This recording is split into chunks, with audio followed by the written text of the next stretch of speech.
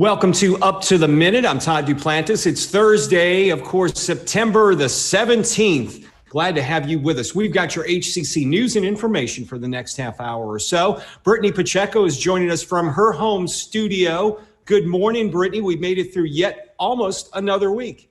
Hey, good morning, Todd, and good morning to everyone else joining us this morning for our Thursday edition of Up to the Minute. It's going to be a great one. We've got a lot of great information to share, so be sure that you are following us on social media on Facebook, Twitter, and Instagram. And don't forget to subscribe to our YouTube channel. And last but not least, in order to make sure that this information gets out to as wide of an audience as possible, we need your help to share it. So click that share button at the bottom of this post so it appears on your newsfeed.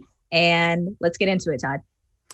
Thanks, Brittany. We'll have more with you later on in the show. Of course, it's Thursday, meaning virtual family fun. We'll be talking with another guest shortly. We've got Kelly Batterson joining us, and you are the executive director of the Bayou City Art Festival. Good morning, Kelly. Good morning, Todd. How are you doing today? We're great, and we're going to be back with you in just a few moments. But first, of course, we want to talk with Dr. Kurt Ewen, HCC's Vice Chancellor of Strategy, Planning, and Institutional Effectiveness. Good morning, Dr. Ewen. Good morning, Todd. I'm trying to work on a longer title. We'll add a few things for you I'm sure Brittany will come up with a few extra things for you during the show here. Good. I know we have some important things to talk about. First off, I understand there have been some changes for our in-person instruction plans for the semester. Maybe you can tell us a little bit about it. I can, sure. Thank you, Todd. I appreciate the opportunity to get the message out. As you remember, because I was on here a number of times in the summer, we were talking about that we developed 4 modalities as to how students would engage the content of their courses. So lab-based courses, we reduced down the number of sections, so there'd only be a total of 9 students and a faculty member to create the possibilities for social distancing. Lab courses are going to continue if you're scheduled, plan to go. Then we had online anytime. That's our traditional online class. That's very similar to online classes people can take anywhere. And then we developed a notion of what we called online on a schedule. This is a fully remote class that meets at a particular day and time, but they meet remotely. So the student logs on, their faculty member is there, just like I'm looking at you, and the faculty member is able to see all of their students, and they are able to engage. And the faculty member is able to present the material in a way very similar to what they would have done in their classroom, apart from the remote environment. Students liked it, faculty liked it, especially during the transition. So that's one of our modalities. Neither of those change either. The one that changes is the one that's called Flex Campus. So Flex Campus was specifically designed for those courses where we know from our data that our students tended not to do as well. And we wanted to give students the opportunity at least to be in the classroom with their instructor from time to time as they needed it and as spaces were available. The idea is that as the pandemic improved, we could scale up the number, and if it started to come back, we could scale down the number of students who were in the classroom.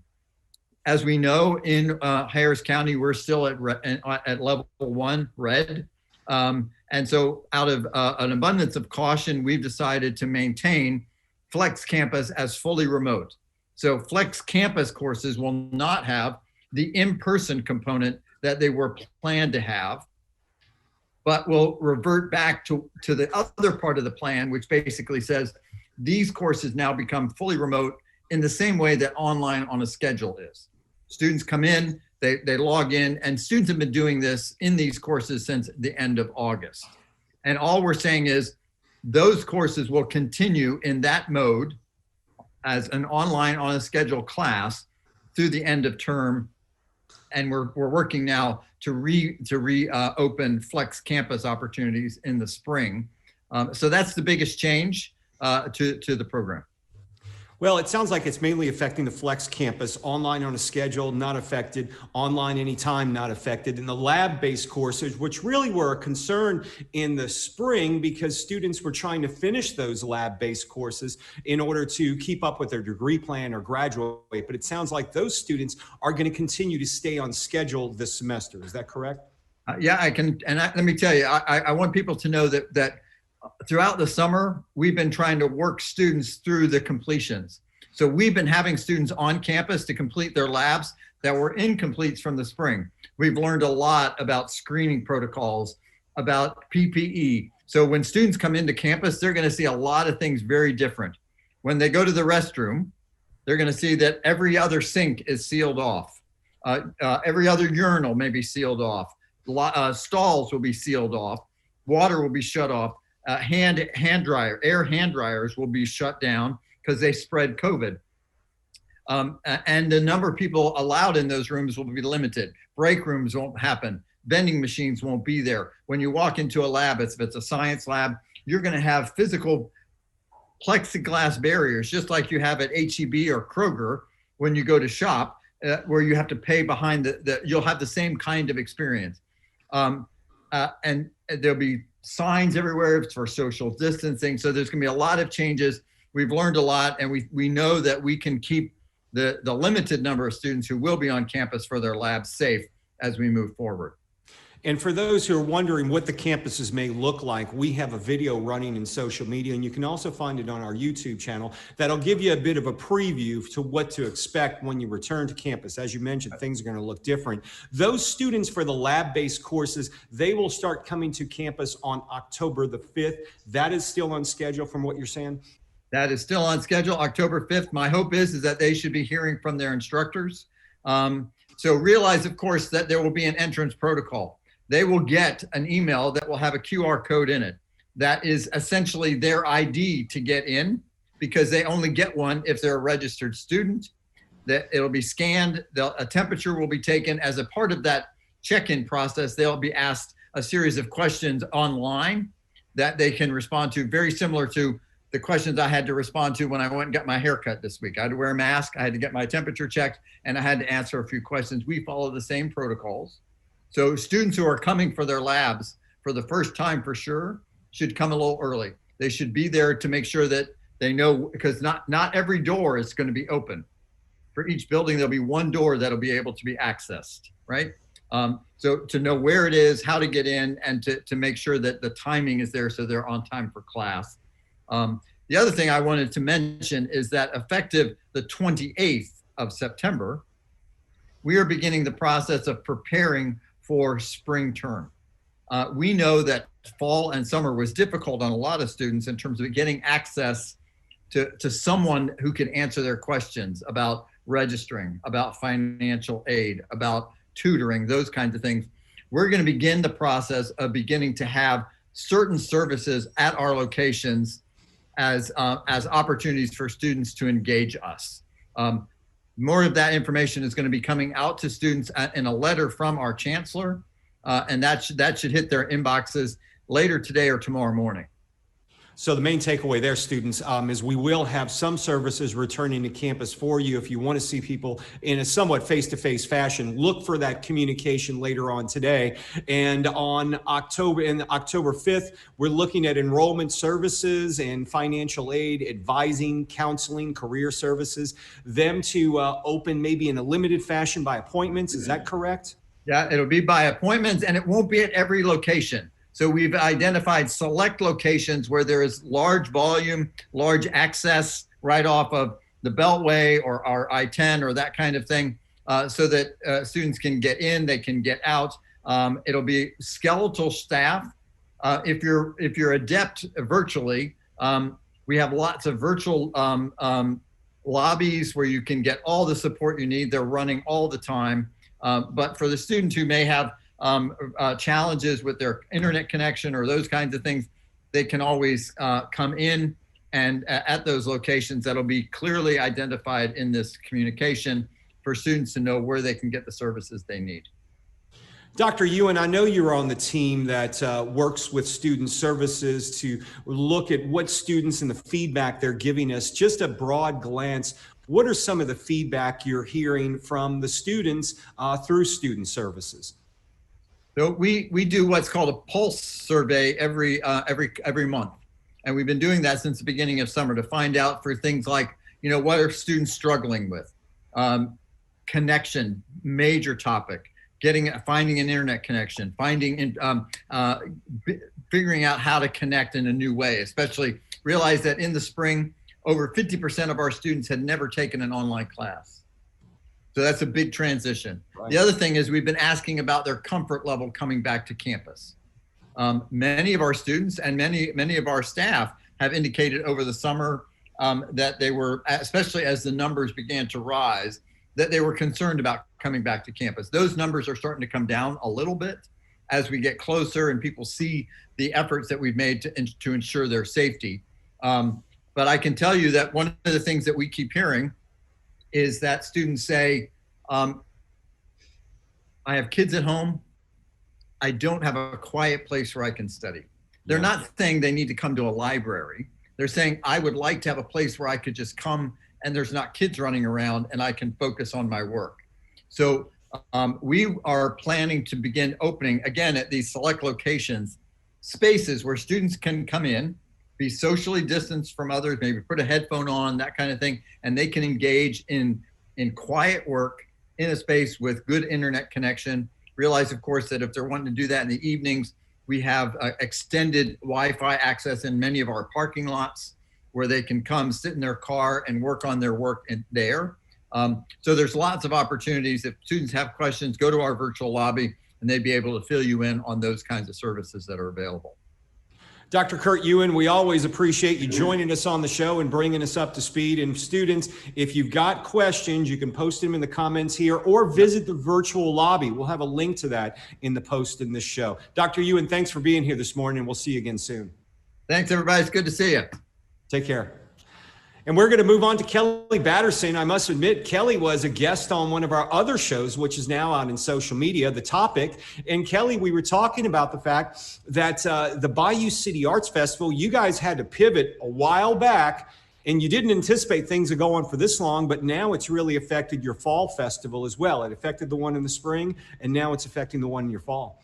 It has. It's been definitely a tricky year. And I think you'll hear everyone say that in every industry. You've had to figure out how to stay around, how to stay alive, what to do next, what can you do to evolve and be relevant. So that's what we ended up doing. So as our focus is on our October festival, while we would love to gather, we want everyone to stroll the streets of downtown and visit with our artists and buy art. We can't do that this year, so we're hoping that you will join us for our virtual art festival, which is actually, instead of being just a 2-day, October 10th and 11th, we've stretched it out. We've made it into an online auction that'll kick off on Monday, October 5th, and that will go through the 8th. We'll have an online auction. It's going to feature beautiful artwork from some of our Bayou City Art Festival artists, as well as some nice lifestyle packages that you can bid on. So that is our main fundraiser. And then we will kick off our 3-day virtual experience is what we're calling it. So you will still have that opportunity to shop our 300 artists, shop directly to their websites, purchase their art. But we also wanted to throw in some other things that you would experience at the festival that now we're going to create virtually.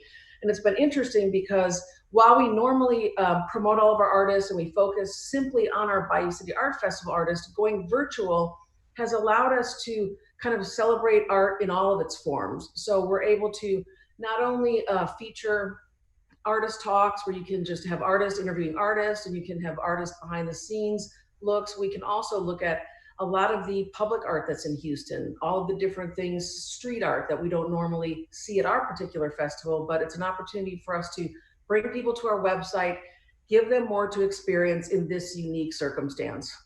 You know, Kelly, one of the unique things about going to an art festival, especially the one that you're over, is, you can walk, you can interact with the artists, pick out the pieces you'd like to purchase, but also get some treats maybe, and listen to some live music. You guys are trying to convey a lot of that online, and you're also incorporating musical performances as well. We are doing that. We're going to celebrate some of the performing artists that you've seen in the past. We've got a couple surprises as well. We're also going to celebrate culinary arts. So you'll see some chef's demonstrations. You'll also see a happy hour series that we've been doing virtually, but now we're taking it to our virtual experience. And so we've got Riel Houston, who's going to do a mixology series. So you're going to learn how to create some artful cocktails and get some cool recipes, and then you can listen to some of our artist talks that we've been promoting since August. So we've got a few elements. We've also got a kids area too. So we've got some cool stuff. We're working with the Museum of Fine Arts Houston, which is one of our nonprofit partners. They've got a fabulous series of art activities at home, things from making music to making ink paintings. Everything is created from an inspiration of a famous artist. So there's a lot of hands-on activities for kids too. Well, I think you piqued Brittany's interest when you talked about making cocktails. Brittany was all on board for that. Brittany, you going to tune in for that? Oh, Todd, I mean, you blend the two with cocktails and art. I mean, and you know, people who are passionate about what it is that they do. Yes, that's a great combination. Of course I'm going to tune into that. Come on. Well, just a little word of advice: watch when you're having the cocktails. Watch how much art you buy, you know, because that could lead to buying a little bit of art. You'll come up with some great stuff, though, in the end. Let me ask you this, Kelly. Assuming this pandemic ever ends, you know, I know we've talked before, and neither you or I thought that it would go on this long. What are you guys looking for 2021? Because I imagine you start your planning now, or you would have already started it by now anyway. Right. We would have done some of the pre-production stuff already. Usually we get through our fall festival and then we hit it really hard going into our spring. It takes us, you know, 6-8 months, you know, to regroup and get to our next event, which is in a different location. So it kind of changes things a little bit. So right now we're kind of in a wait and see mode. We're going to continue to come up with things that connect us with the art community in the meantime, but we're definitely going to hope that we can be in Memorial Park at the end of March in the spring, yeah. But we have to just be ready. You know, we just have to be ready to see what's going to happen. And the challenging thing for us is challenging and exciting is next year, 2021 is our 50th anniversary. So normally we'd be planning that too, is what are we going to do for some splashy, you know, nice event that's going to celebrate our 50 years in Houston. So we're going to kind of have to figure all of that out as it comes, you know. Sure. Try to be patient, but and hope for the best and see where we come out. You mentioned virtual happy hours. I know you've got some coming up and featuring some artists. One of them, we've also had him on our show the other day. Donkey Boy was going to be one of the artists featured. Maybe you can tell us about the virtual happy hours, what they are, how people can log in, and who you have coming up. So that is a fundraising campaign that we came up with. It was under the umbrella of SaveOurArt campaign. That is a fundraising campaign where people can text to donate to support us. They can go on our website to support us. That's an ongoing campaign. We came up with a virtual happy hour series where we can feature one unique artist and have just a casual storytelling kind of interview with them. They feature their art. They show us how they got here, what their journey has been, and then they auction off a piece of art. It's been really fun. We have one tonight at 6 o'clock. We're featuring Jennifer Lashbrook. She's a mixed media artist out of Dallas. She's super cool. It's going to be really a neat show. It goes from 6 to 7. It's on our Facebook Live. We do it for facebook.com/Houston Art Fest. And we also do it on our YouTube channel. So you can tune in. It gives you an opportunity to donate during that 1 hour. Any donation helps. Then we can just have fun together. And we have a signature cocktail that she promotes. So that's the one this week. And then next Thursday, we have Tony Pirana, an awesome painter, super fun guy. That's going to be another great show from 6 to 7. That's going to be on the 24th. And we round out this whole series on October 15th with our favorite Donkey Boy. Donkey Boy will be there, right? If folks want to tune in, you mentioned the Facebook Live. If folks want to tune in and check out the your website, where can they go for all the information? So if they want to go to our website, which is a place you can donate, and you can also look up the happy hour series and all the other things that we have going on in outreach in our community, it's www.bayoucityartfestival.com. That's our main website. Kelly, and one more question on 2021 and as we move forward, do you see when we get back to in-person festivals and we can bring people out in crowds, do you see the virtual world playing a role along with that now that we've had to dive into it, at least from what your presentation is? I think we do. I think the virtual thing is going to stick around. I think it's going to continue to get better. And I think people have sort of gotten used to it. And I think it also allows for, number one, a much wider audience for us that may not live in Houston, may not have heard of us. And then also for some of our maybe older attendees that aren't as comfortable coming out, or they can't stay as long, we want to make it, so they can actually go online and still purchase art. And our happy hour series has been a great kickoff, so we may incorporate some of those things leading up to our in-person event. We look forward to it, Kelly, and we appreciate you being on the show again. Kelly Batterson with the Bayou City Art Festival. Good luck to you this year, and we look forward to seeing you in the future. Thank you. Tune in tonight. Absolutely. All right, we're going to move on to Brittany. Of course, Brittany, we got our HCC news and announcement. Big news today with Dr. Ewen making the announcement, at least a few more changes, students, for the fall schedule. Yeah, definitely, Todd. And we've been talking about this ever since we've gone into seclusion, if you will, about the flexibility, and people need to be able to adapt in order to, one, continue their studies, but also to maintain their health and safety, because that is at the very forefront of everyone's minds at HCC. So while this isn't ideal for our students, because obviously many of them want to get back into the classroom to continue their studies, this is also crucial for the main fact that I just said, that we have to be flexible and adaptable. And so with what Dr. Ewen announced about Flex Campus, it will remain remote, but it will follow the schedule like it is for online on a schedule. So for students who maybe missed out on that information, be sure to go back and rewatch the earlier segment with Dr. Kurt Ewen about the announcement for Flex Campus. That's right, Brittany. And one thing, students, to remember, if you're looking to sign up for HCC, you still have time for this fall. There's still time to sign up for Second Start. Yes, that is absolutely correct, Todd. So Second Start will begin on September 21st. Students have up until that date to register. So if you're interested in Second Start classes, be sure to go very soon and enroll. That's where, because these classes are going to be, filled up very, very quickly. So be sure to go to hccs.edu/now in order to register for Second Start. And that goes through September 21st, which is the first day of classes, right around the corner, folks. Outdoor Wi-Fi zones, of course, Dr. Ewen was mentioning that as well. There's a lot of concern from some of our students about being able to connect to the Wi-Fi. Our campuses, well, the buildings may be closed right now, but you can use it as an outdoor Wi-Fi zone. Parking lots around the campuses have access to Wi-Fi, very strong and good Wi-Fi, and it's free and available for our students. You will not be able to access the restrooms at least for the next few weeks. So keep that in mind if you use an outdoor Wi-Fi zone, and you will not have access to charge your electronic devices. Do that ahead of time. For more information on HCC's outdoor Wi-Fi zones, once again, free for our students, visit hccs.edu/outdoor Wi-Fi. And also, Brittany, the faculty staff campaign for the foundation is underway.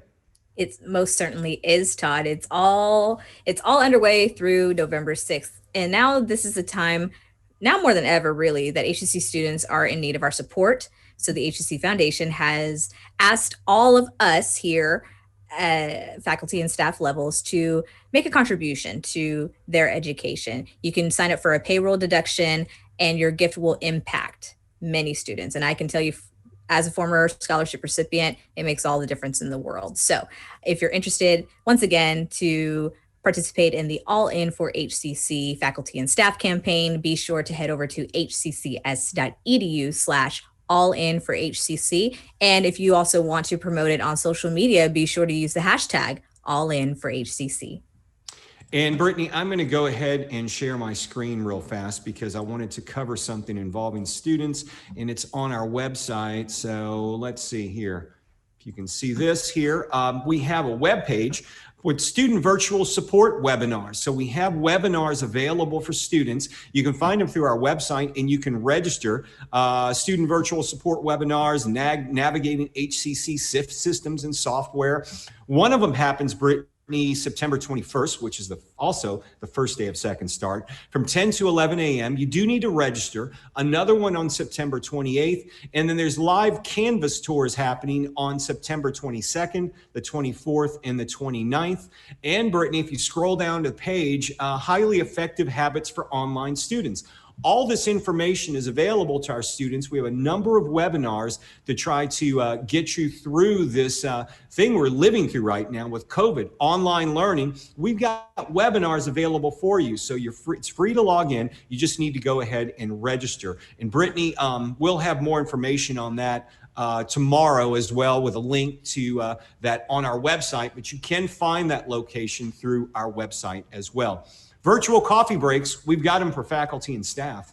We do. So the next one is actually happening this morning at 11 a.m. So Dr. Mehmet Argin, yes, Dean of Global Energy Center of Excellence, will be joining Janet May, our Chief of Human Resources Officer, as we continue our virtual coffee break. So make sure you grab your cup of coffee, juice, milk, water, whatever it is that you need to get you started this morning. Check your emails for that link and be sure to tune in once again for the virtual coffee break at 11 a.m. this morning.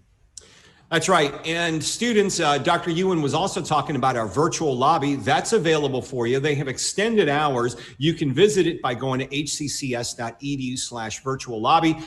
We will answer your questions. The student services will. It may take them a day or so to get back to you, so please be patient, but you can get a Zoom, a callback, or an email. Schedule any one of those. And Brittany, as we mentioned, Dr. Ewen was saying student services is gearing up to return back to some campuses in limited fashion in the next few weeks.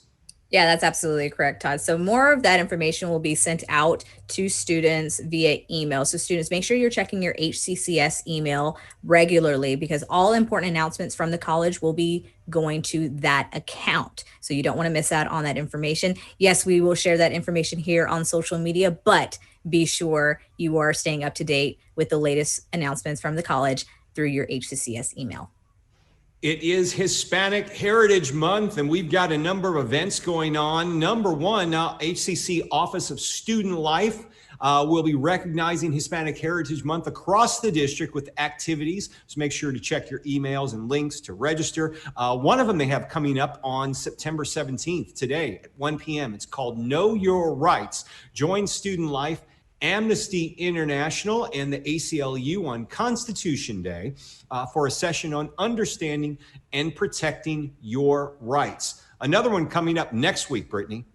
Next week, Todd, this is going to be fun because it's HCC Spirit caricatures. I mean, who doesn't love to see a character version of themselves? I know back in the day when Astroworld, probably a lot of people watching don't know Astroworld, but others will obviously remember. That was like a thing to have done at least once in your life. So HCC Student Life will be having HCC Spirit characters on Monday, September 21st at noon. So they're back, but this time you can be portrayed in some HCC swag. Very interesting. And then also coming up in October, we're going to have a Susan G. Komen virtual race for the cure. HCC students, you can show your support by putting on your walking shoes and walking 1 mile in your neighborhood at a local park or walking trail, whatever you can get your 1 mile done in. The first 100 students to register will get an HCC exclusive Team Tough cookie shirt to wear the day of the virtual walk.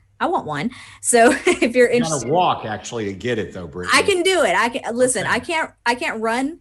I have bad knees, but I can walk a mile. It's no problem. I can do it. But if you're interested in more information about these events, be sure to go to hccs.edu/studentlife. You can also email them at hcc.studentlife@hccs.edu. I would beg to say that most of our audience does know about Astroworld because of not of the location, but because of the Travis Scott tour and album. Yeah, I'm going to be honest. I'm not a huge fan of Travis Scott. I will give him credit for bringing Astroworld back into the forefront. Yeah, I will give him credit for that. But man, I miss Astroworld. Every time I pass that lot, it just makes me sad. It just really does. I had a summer pass there one year. What a great summer it was. All right, HCC Northwest Fall Vegetable Gardening. That's happening. Join HCC Northwest for a community learning workshop on fall vegetable gardening at home. It's all virtual, of course, and it's free from 10 to 11:30 Monday, September 21st. For information, you can go to the link we'll provide you in this post for the show. Rec Sports, hey, they've got Super Smash Brothers. You like the game? Well, they've got a tournament coming up, Brittany. You know what? I've actually never played the game because growing up, I didn't have Nintendo. So yeah, I've never played it. So now's my chance. Yes, we've been talking about all the great ongoing from rec sports, fitness, and activities, but next week is the Super Smash Brothers Ultimate Tournament. So today is the deadline to register. There are prizes, so don't miss out on this. So this is happening beginning next week, all next week, actually, from September 21st through the 25th. Once again, today is the deadline to register. You must be a student. Sorry, faculty and staff, this is only meant for our students. If you're interested, email recsports@sports@hccs.edu. We still have COVID testing happening on our campuses. For more information on that, check the post for this show because it's free testing and it's going to be available right now. Tomorrow on the show, we've got a couple of special guests. Cynthia Lundgren, Director of the Medical Assistant Program at Coleman College for Health Sciences. She'll be here. And also another gentleman who's one of Brittany's favorites is here as well. Yes, absolutely. Love hearing from Dr. Jimmy Adams, who's also our college operations officer for HCC Northeast. But on Fridays, he is our resident poet. So he'll be joining us once again to share his enlightenment of his views and vision in the form of poetry. It's going to be a great show. It'll wrap up another week. We'll see you tomorrow, 10 a.m. live right here on Up to the Minute.